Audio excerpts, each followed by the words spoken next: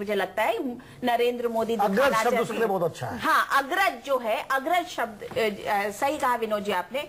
ये शब्द, ये कोशिश है, और साथ में ये भी दिखाने की कोशिश है कि नरेंद्र मोदी आएंगे तो चाहे वो अमेरिका हो, चाहे वो चाइना हो या अदर यूरोपियन नेशन है, उनको ये दिखाने की भी कोशिश है कि भारत के साथ ये सब कैसे इंडिया के साथ जुड़े हुए हैं और हम लोग कैसे एक कोर ग्रुप जिसे कह सकते हैं वो बनाकर, और साउथ एशिया कैसे ये 8 मुल्क मिलकर एक पावर सेंटर हो सकते हैं, ये इसका भी एक रिफ्लेक्शन है। लेकिन मैं अपने सहयोगी प्रोड्यूसर से कहूंगा, अगर वहां से कुछ आवाज आ रही है नेचुरल, तो उसको भी बीच बीच में हमें सुनाया जाए, वहां क्या हो रहा है, वहां की कुछ क्लैपिंग, क्योंकि अरुण जेटली अभी तालियां बजाते हुए दिखे, तो हम जरा उसको भी समझने की कोशिश करें। विनोद अग्निहोत्री, देखिए सार्क इस वक्त जो है एक बहुत ऐतिहासिक जरूरत है इस पूरे क्षेत्र की। हम थोड़ा सार्क से अब लौटते हैं। तस्वीर धर्मेंद्र बीकानेर के सांसद थे, अब इस बार उनकी पत्नी मथुरा से हेमा मालिनी सांसद है। शत्रुघ्न सिन्हा उनके बगल में थे, पटना साहिब से जीत कर आए। शत्रुघ्न सिन्हा मंत्री रह चुके हैं एनडीए सरकार में, वाजपेयी सरकार में, इस बार मंत्रिमंडल से बाहर हैं। बहुत गम होगा भीतर भीतर, कहीं न कहीं खामोश करते हैं। और शत्रुघ्न सिन्हा, नरेंद्र मोदी का आगमन आज के इस समारोह के क्या कहेंगे?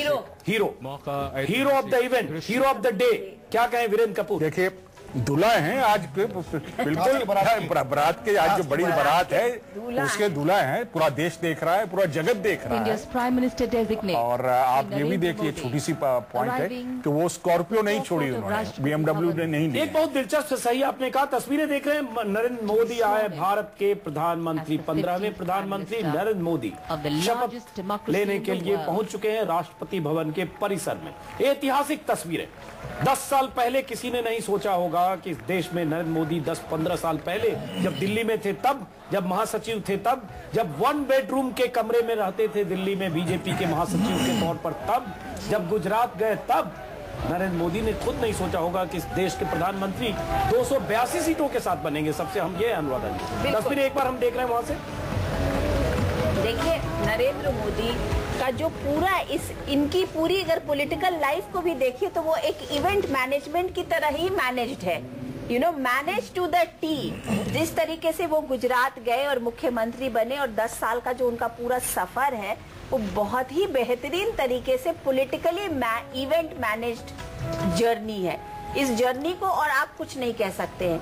हर कदम पर हर तरीके से किस तरीके से अपनी मार्केटिंग करनी है, किस तरीके से ब्रांडिंग करनी है, किस तरीके की पोजीशनिंग करनी है। लेकिन एक कन्विक्शन कहीं न कहीं नरेंद्र मोदी का दिखा कि बीते इतने सालों में तमाम तरह के आरोपों के बाद Hamid Ansari vice president of India आते हुए इवेंट में तमाम तरह के आरोपों, इल्जामों, जैसा कि वो कहते भी हैं कि मीडिया के निशाने पर रहे, 12 सालों तक गुजरात दंगों को लेकर उनकी आलोचना हुई, तमाम आलोचनाओं से टकराते हुए, सामना करते हुए, और उसके बाद 282 सीटों के साथ आए सत्ता में। मैं 282 अहम है क्योंकि सिंगल बीजेपी ने 282 सीटें जीती है। अपने आप में ऐतिहासिक मोमेंट, क्योंकि इसकी कल्पना शायद मोदी ने भी नहीं की थी कि उन्हें किसी सहयोगी दल के बगैर अपने दम पर सरकार बनेगी। तो एक ऐतिहासिक मोमेंट तमाम तस्वीरों के साथ। अनुराधा जी, उसके बाद हम बाकी लोगों से। नहीं, ऐतिहासिक तो बिल्कुल है, क्योंकि बीजेपी का जिस तरीके से बीजेपी बढ़ी है, जिस तरीके से नरेंद्र मोदी के नेतृत्व में बीजेपी बढ़ी है, कोई सोच ही नहीं सकता था अजीत जी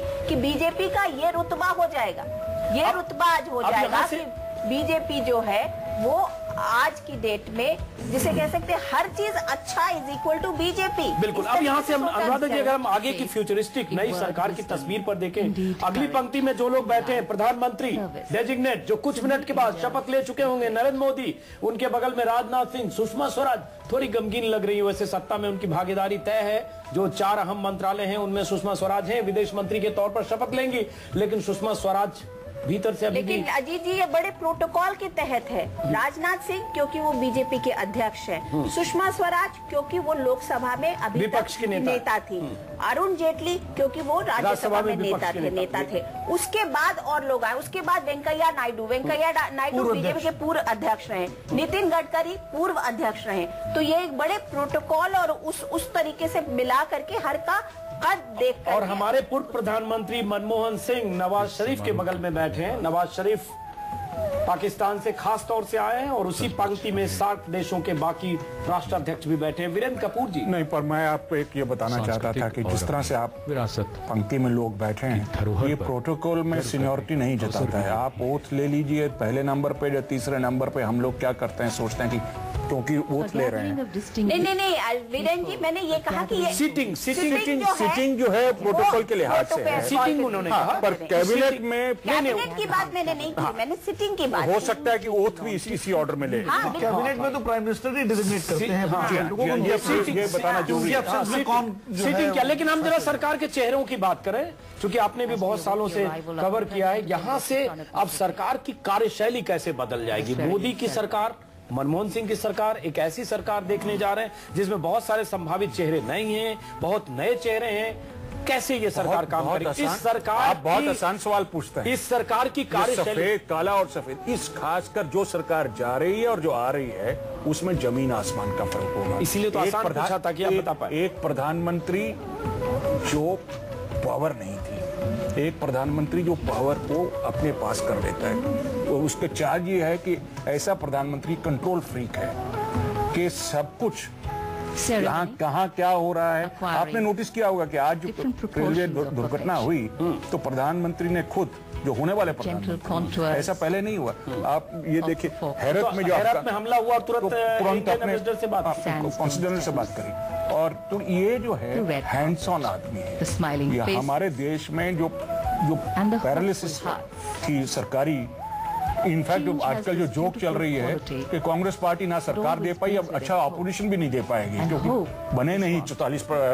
बेसिकली बात क्या है अजीत जी, अभी सब कुछ सुहाना है, अभी सब कुछ अच्छा है, अभी वो शीख भी ले रहे हैं तो मीडिया उसको खबर, मीडिया के लिए वो खबर है, इसलिए अभी सब कुछ अच्छा है। देखना ये होगा कि 1 साल के बाद, 2 साल के बाद, 3 साल के बाद क्या चुनौतियों, उम्मीदों और वायदों पर कितना। अनुराधा जी थोड़ा सा उनको भी वक्त दीजिए, इसलिए भी दीजिए कि उस बेचारे को मीडिया ने काफी धुला है। 10-12 साल आप लोगों ने उनकी बड़ी सेवा करी है, हर तरह से सेवा करी है। अगर 5-7 दिन वो जीत कर आया है तो उनको रेस्ट दी, उनको बिल्कुल हक है इस रेस्ट का। लेकिन जो अभी क्या है कि हम लोगों के यहाँ पे जो माहौल होता है कि अभी सब खुशनुमा है, सब अच्छा है और वो होना भी चाहिए। आज के इसके दूल्हे वो हैं, इसके हकदार वो हैं इस सेहरा के, नो डाउट। लेकिन ये 4 साल के बाद इसकी क्या स्थिति होगी ये तो ये पता नहीं है। लेकिन एक्सपेक्टेशन लोगों का यही है उनसे कि नरेंद्र मोदी आए हैं तो अच्छे दिन आ गए हैं। ये एक्सपेक्टेशन जो है वो कायम है और लोग एक्सपेक्ट कर रहे हैं कि बिल्कुल सब कुछ अच्छा हो जाएगा। इसलिए हर चीज को देखने का नजरिया उसी नजरिए से कुछ मुख्यमंत्री दिखे, अखिलेश यादव है, तरुण गोगोई दिख रहे हैं, पुराने गवर्नर दिखे, उसके बाद पल्लम राजू दिख रहे हैं, पल्लम राजू आपको दिख रहे हैं। ये कांग्रेस और यूपीए के लोग हैं। मोतीलाल वोरा दिख रहे हैं, प्रफुल्ल पटेल दिख रहे हैं, बहुत सारे लोग, मोन्टेक सिंह, शीला दीक्षित बैठी हैं, शीला दीक्षित जो केरल की गवर्नर है। इसमें कुछ ऐसे लोग भी हैं जो सलमान खान देख रहे हैं, फिल्मी सितारे सलमान खान के साथ पतंगबाजी की तस्वीरें आप लोगों ने देखी होगी जी। और उसके बाद हालांकि उन्होंने कॉम्प्लीमेंट के नाम पर जो कहा वो आपने देखा होगा, लेकिन तमाम चेहरे यहाँ दिख रहे हैं। जनरल वीके सिंह जो मंत्री के पद लेंगे और अभी मौजूदा सेनाध्यक्ष भी दिख रहे हैं, शिवराज पाटिल। हाँ, सलमान खान अपने पिता के साथ है, सलीम खान के साथ हैं, उनके पीछे उमर अब्दुल्ला बैठे हुए दिख रहे हैं। इन तस्वीरों के साथ हम वापस अगर उन संभावना और उम्मीदों की चर्चा करें जिस पर जो चुनौती की तरह मैं एक बात मोदी के साथ जोड़ रहा हूँ कि नरेंद्र मोदी की सरकार को और प्रधानमंत्री नरेंद्र मोदी की उन्हीं कसौटियों पर कसा जाएगा जो उन्होंने स्वयं मानदंड तय किए हैं, जो हाई लेवल एक्सपेक्टेशंस जनता को आपने मीडिया ने नहीं दिए हैं, नरेंद्र मोदी जी ने और भारतीय जनता पार्टी ने खुद दिए हैं। तो जब भी होगा देखिए, मुरली मनोहर जोशी, 4 दिनों से हम लोग मुरली मनोहर जोशी के लिए, ये 5 दिनों से 6 दिनों से बात कर रहे थे। मुरली मनोहर जोशी मेहमानों की तरफ बैठे हैं, गेस्ट का जो कॉर्नर है वहां बैठे हैं। मुरली मनोहर जोशी जो कल तक कयास लगाए जा रहे थे उसके मुताबिक उस तरफ बैठे होते जहां राजनाथ सिंह, सुषमा स्वराज,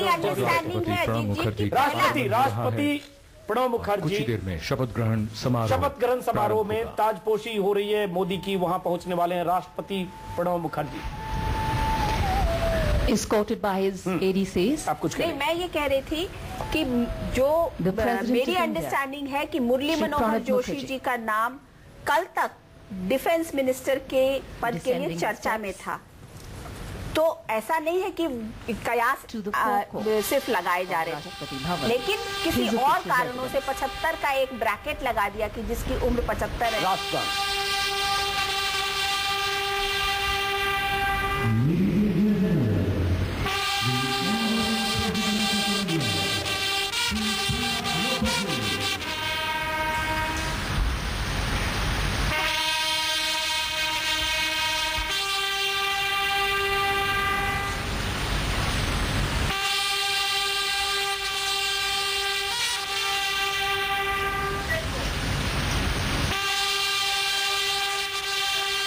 प्रणब मुखर्जी पर बात करना बहुत जरूरी है।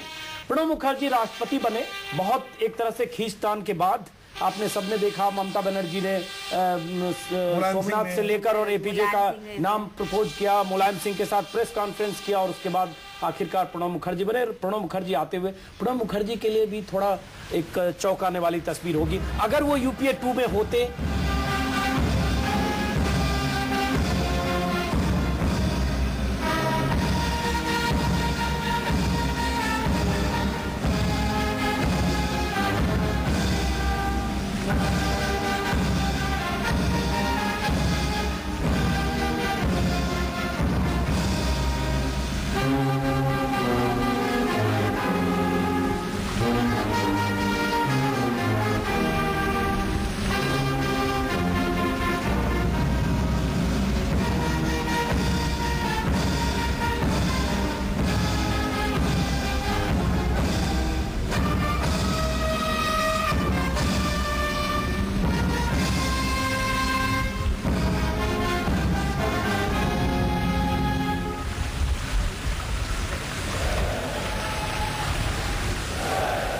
ये तस्वीरें हैं राष्ट्रपति भवन की, राष्ट्रपति परिसर की, और जो नीचे पट्टी में आप देख रहे हैं वो लोग हैं जो एनडीए के घटक दलों के हैं, बीजेपी के सांसद हैं जो मंत्री बनने वाले हैं। वैसे मैं अपने सहयोगी से कहूंगा कि उनका अगर पोर्टफोलियो अगर जैसे ये खबर आती है वो भी आपको दिखाएंगे। मैं आपको एक बीच में टोक रही हूँ, राष्ट्रपति प्रणब मुखर्जी जी महोदय, आप नरेंद्र नरेंद्र बोलते हैं, प्रारंभ किया नरेंद्र। अब समारोह शुरू हो रहा है, इसलिए जरा हम वहाँ सुनते हैं क्या हो रहा है।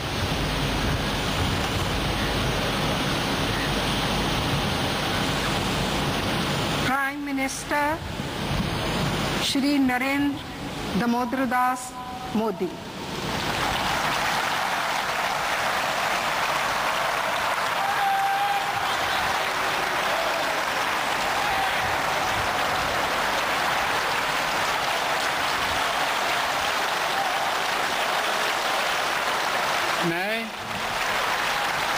मैं नरेंद्र दामोदर दास मोदी ईश्वर की शपथ लेता हूं कि मैं विधि द्वारा स्थापित भारत के संविधान के प्रति सच्ची श्रद्धा और निष्ठा रखूंगा। मैं भारत की प्रभुता और अखंडता का अक्षुण्ण रखूंगा। मैं संघ के प्रधानमंत्री के रूप में अपने कर्तव्यों का श्रद्धापूर्वक और शुद्ध अंतःकरण से निर्वहन करूंगा तथा मैं भय या पक्षपात, अनुराग या द्वेष के बिना सभी प्रकार के लोगों के प्रति संविधान और विधि के अनुसार न्याय करूंगा। मैं नरेंद्र दामोदर दास मोदी ईश्वर की शपथ लेता हूं कि जो विषय संघ के प्रधानमंत्री के रूप में मेरे विचार के लिए लाया जाएगा अथवा मुझे ज्ञात होगा, उसे किसी व्यक्ति या व्यक्तियों को तब के सिवाय जबकि प्रधानमंत्री के रूप में अपने कर्तव्यों के सम्यक निर्वहन के लिए ऐसा करना अपेक्षित हो, मैं प्रत्यक्ष अथवा अप्रत्यक्ष रूप से संसूचित या प्रकट नहीं करूंगा।